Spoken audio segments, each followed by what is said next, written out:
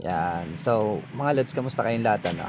At meron akong gustong ipakita sa inyo na siguro baka matawa rin kayo sa makikita niyo, eh. Ayan.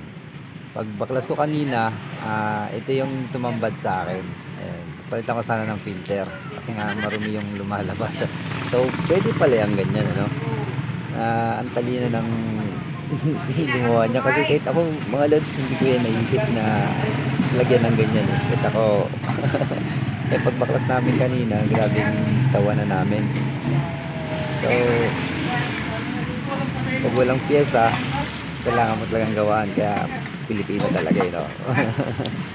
And so, pinalakad na namin yung ano, yung may-ari niyan para bilihan ng bagong filter. So, kung wala siyang mabibiling filter niyan, ewan ko baka ganyan din ulit ang gawin ko, eh. So, Yamaha pala yan mga lods ano. Grabe, puwede pala yan. So, kayo ng bahala mga lods, kunyari wala kayong mabiling fuel filter, bahala na kayo kung gusto niyong lagyan ng ganyan, pero ako hindi. Bilhan niyo ng bagong filter. So hanggang dito na lang mga lods. Ciao, ingat sa lahat.